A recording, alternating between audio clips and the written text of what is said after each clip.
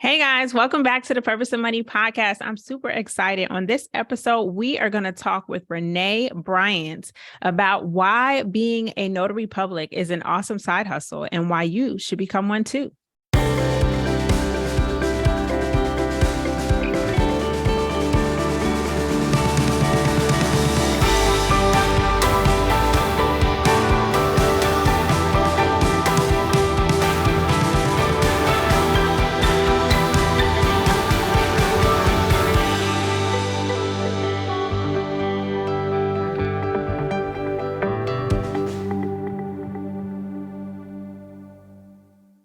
Renee Bryant is a 24-year resident of the DC, Maryland, and Virginia area, and she is very committed to her community. As a 18-year plus years, as a woman who's been a mobile notary for over 18 years, she's commissioned to do business in Washington, D.C., Maryland, and Virginia. She started in 2004 as a mobile notary in the state of Virginia, primarily completing loan packages, progressing to acquire her commissions in DC and Maryland. Having had so many unique experiences performing notary duties, she remembers her most notable experience as the swearing in a newly barred attorney at the U.S. National Archives in front of the original Constitution. Her most fulfilling duty is mentoring other notaries in this vast community, and she is also experienced with event planning, entrepreneurship mentoring, and community outreach planning and engagement.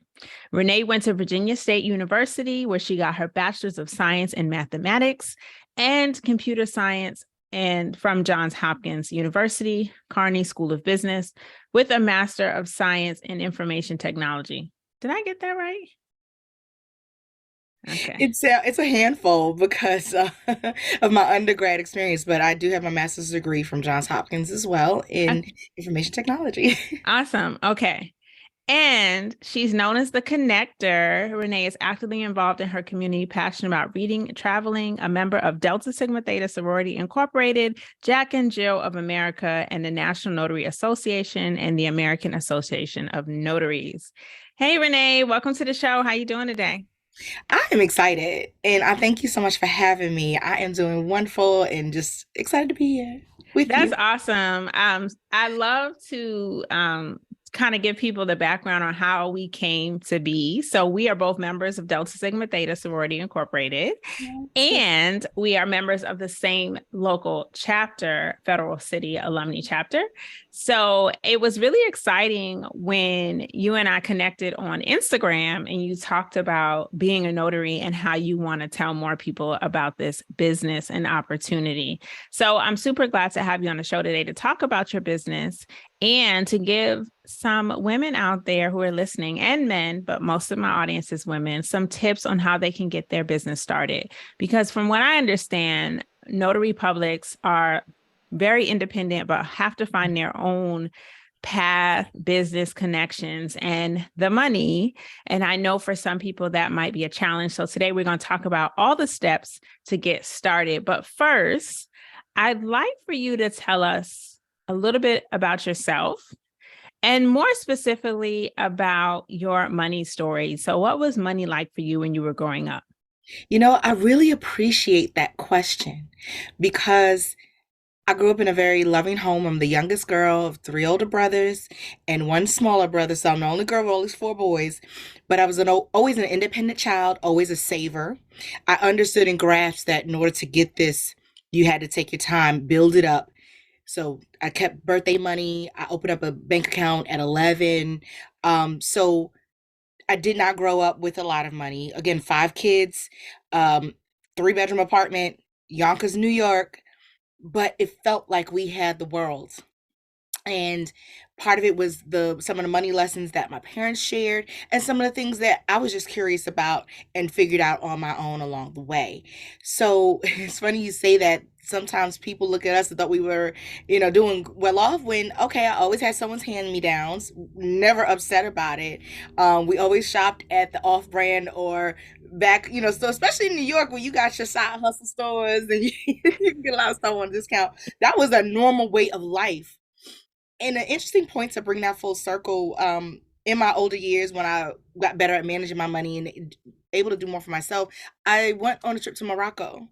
And it was funny, it was so reminiscent of going to the Medinas and how they haggled and you and how you negotiate. That was the same experience I was experiencing the Bronx of Fordham Road down in Harlem, 125th. So it was just really fun, just to see its full circle, and that's a way of life. So money for me was not understanding we did not have it all. That I knew I had to take certain steps to get to a place I wanted to be. I had to be smart about it. It's been a long journey. I'm always learning, always want to know new things, but I understand the importance of money, and I understand the importance of planning out my money. And so I believe in multiple streams of income, and being a mobile notary is just one of those. I love it. And that's a great segue into my next question. So, how the heck did you become a notary? Who was the first person to say, Renee, you should do this? I had to get something notarized.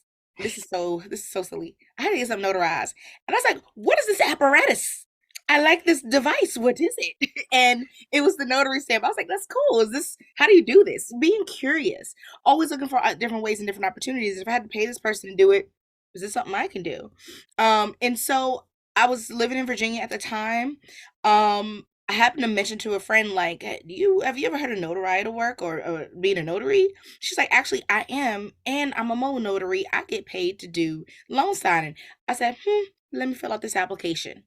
Let's see where this goes. And that was the beginning of my journey. At that point, I had already owned my first home, and wanted to get into investing more, understand more about the real estate market, knowing that that was a good place to put my money and to earn money. So I said, well, this can be easy and quick. No, very flexible schedule. And I had the means to start. Now, there's things you need to get started, and I could talk about that as well. But that's how I got into it. To be very honest, I always tell people all the time, I thought the stamp was really cool.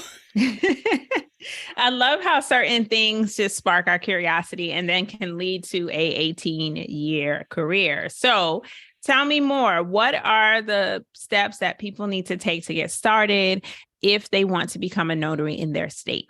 Absolutely. So one of the unique experiences I have is being a commission notary in three areas. That is not common. But I was able to do that living in this area. It'll be 25 years in June that I've lived in this DMV area. I have lived and worked in all three. And that is key. First and foremost, the easiest place to get your notary commission is where you live. Always start there.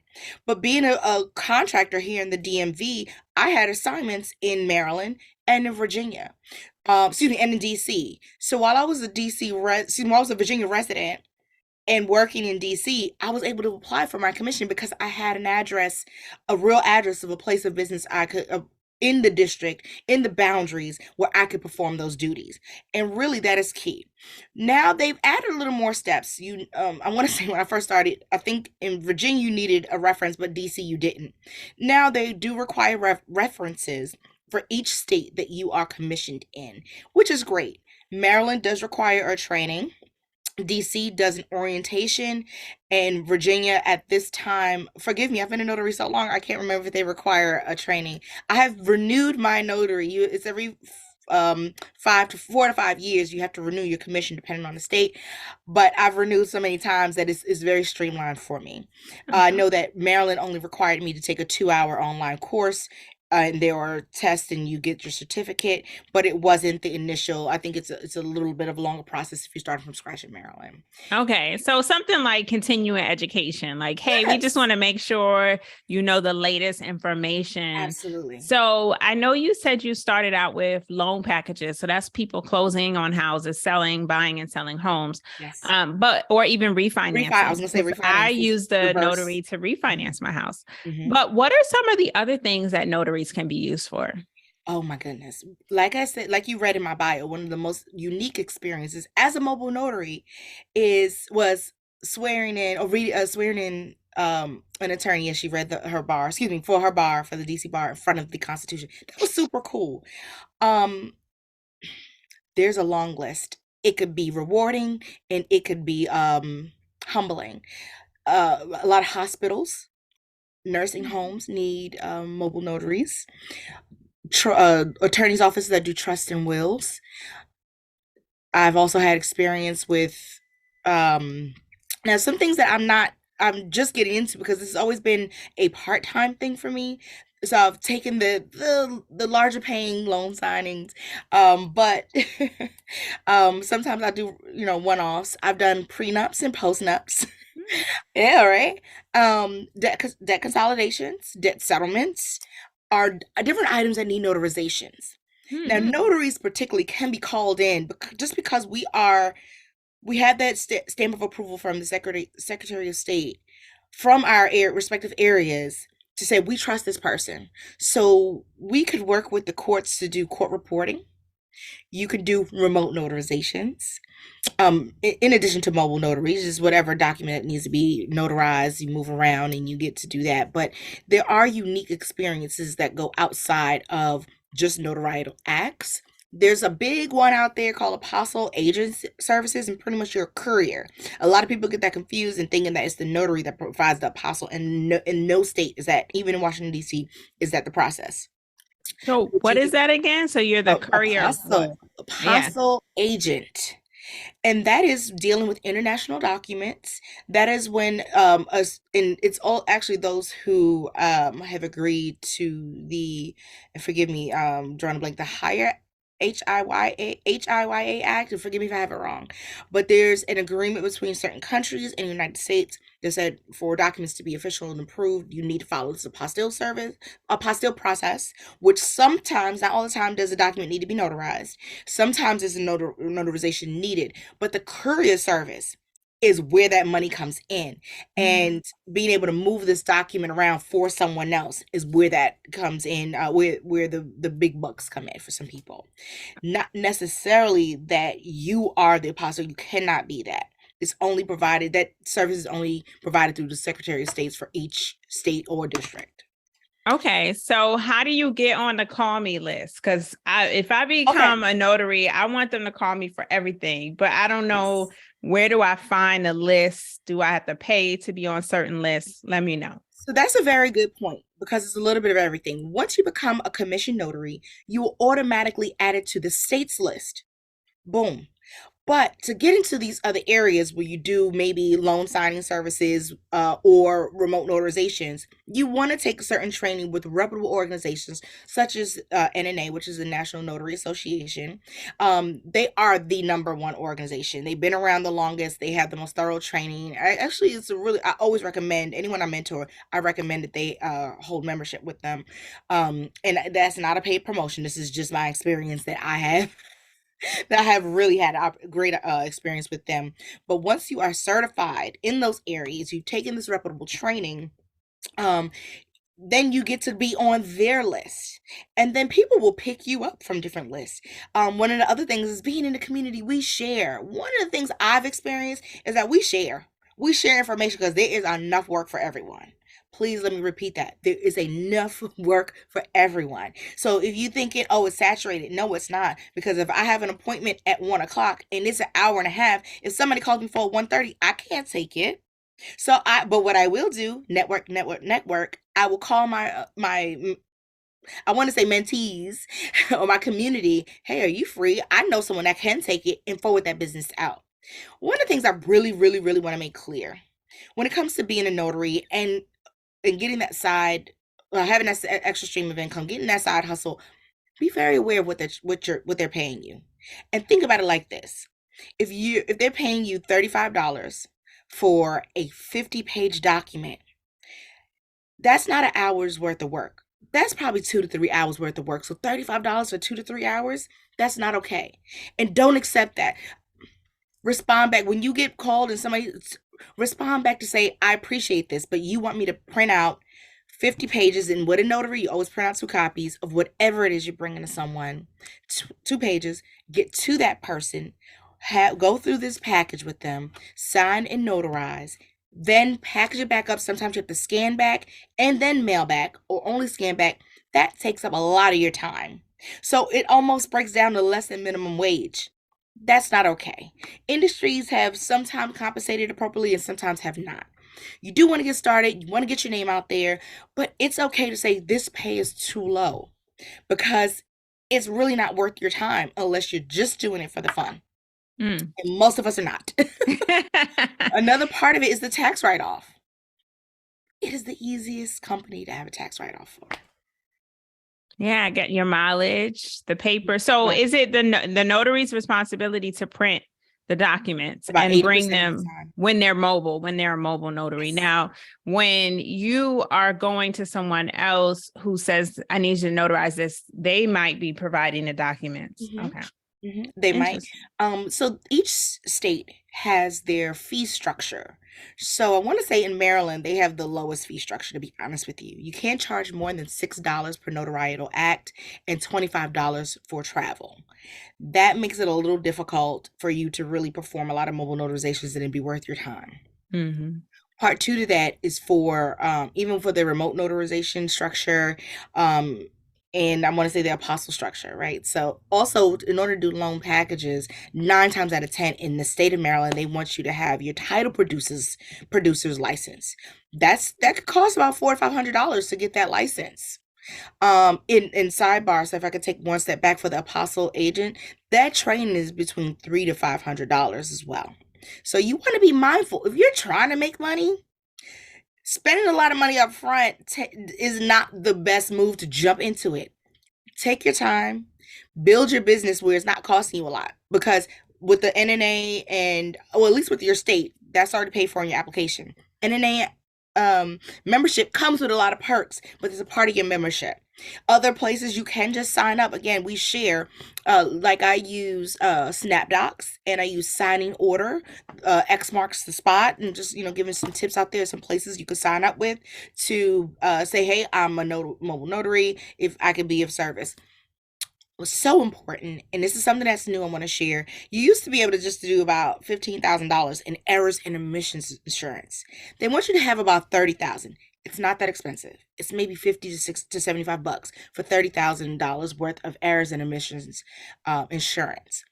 And you want that. God forbid something goes wrong. God forbid there's a change. You are covered in addition to the company that has assigned you. If I could take one more step back with the mobile notary community, we have a lot of third parties and their signing companies where a title company or a seller or buyer may go to them to find the notary instead of coming to you. That's a third party getting a commission on your work. Part of this is your own marketing, your own experience, your own reputation being put out there. So you're working directly with the title companies or other agencies where you're cutting out that middleman and making more of that money. So you want to be mindful of what is the relationship with the signing company you're going with, the third party, to help you find other jobs. And so when you say pay to play, it's kind of like, or pay for marketing. Yes and no, you kind of are. Some places you can sign up for free, but they'll take a little cut on the back end. Some places you could probably pay up front for marketing and they're not taking anything. Or just being on your state's website could be, some of the free ways. Actually, I recently created a free Yelp page, free Google, free Thumbtack, free Pinterest, free Nextdoor, which is an app here at least in the DMV, which is like Facebook for the neighborhoods. So I've listed myself in free places. Okay, I like it. So people can find you, and assuming you rank on all of those places, they might find you organically on Google. So that's a really good tip. So realistically, if someone wanted to do this on the side as a side hustle and they were consistent, maybe doing a couple of notarized documents per week, what do you think they could expect in income?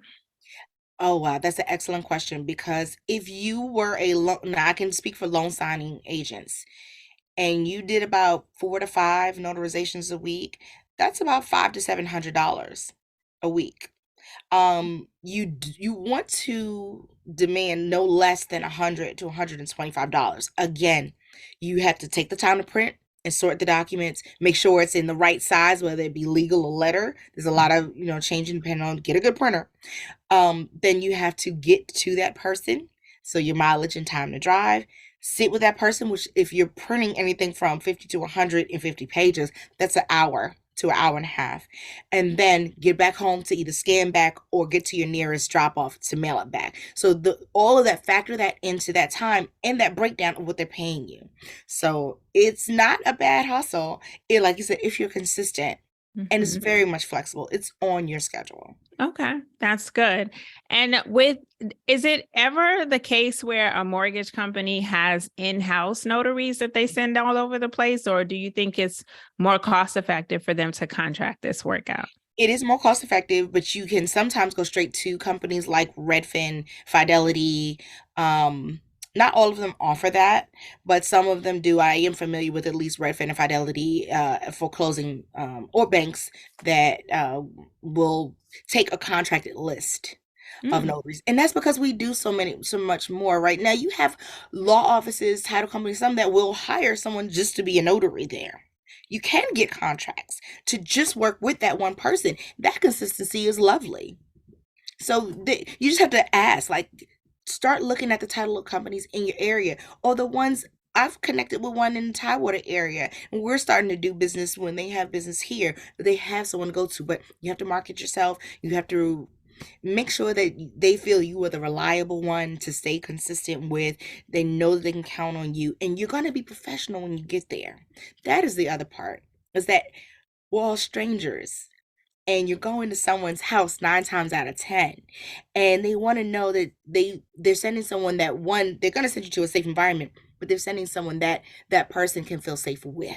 So you want to be calm, you want to be engaging and warm, you want to be inviting, so that someone can sit and trust you in their home and engage to move through the package. So Okay. Okay. So you told us about one of your favorite stories, but do you have any horror stories from being a notary? Um, honestly, not horror. No, I've had really good experiences. I've had some heartbreaking ones. And some of the hard part is when you have to go to the hospitals. And I've notarized a couple people, for a couple of people that were honestly on their last days. And it's heartbreaking. Because they know this is it.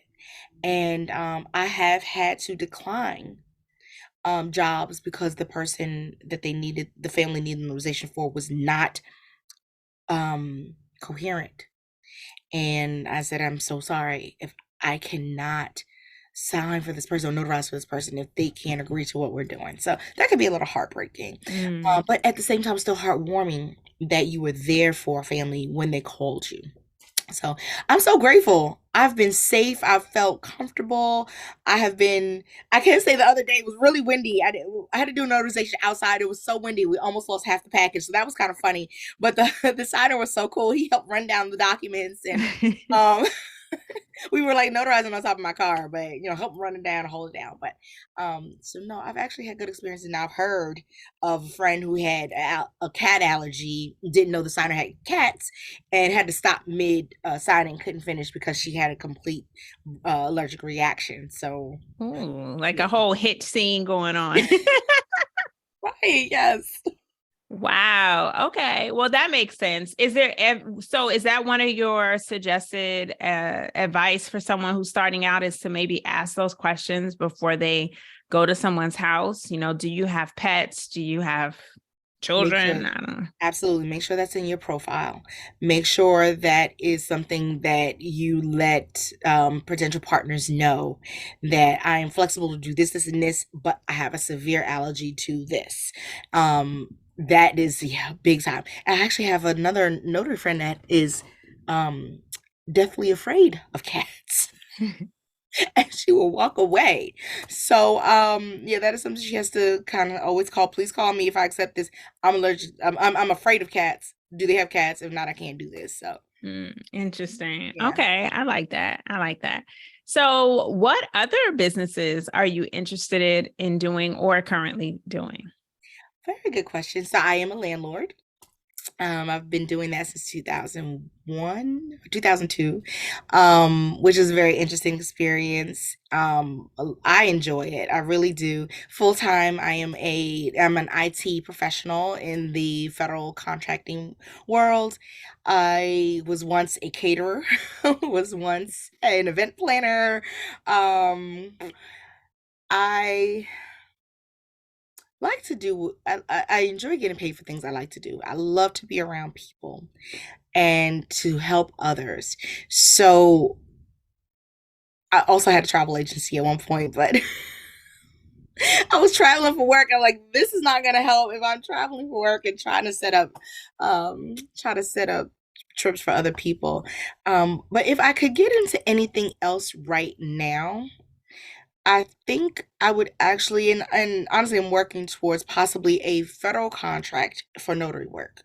Now, just another tidbit, you can get state and local and federal contracts as a notary. They are out there. So I'm constantly on sam.gov to see what opportunities have come out. I'm working on DC's certified small business certification process. I just reached out for counseling to see how can I get contracts to do this. And what I want to do is I want to grow the business. I want to start an official mentoring organization here in DC, because you have it for Maryland, you have it for Virginia, but District of Columbia does not have it. So with the experience, I do it for free. I talk to anyone who wants to know. Here's what I know here, and it is now yours. Anyone calls me, do you have might have a few minutes to tell me a little bit about how this works? Sure, this is the experience. I've even gone with others to sit with their notary jobs just to make sure that they were confident.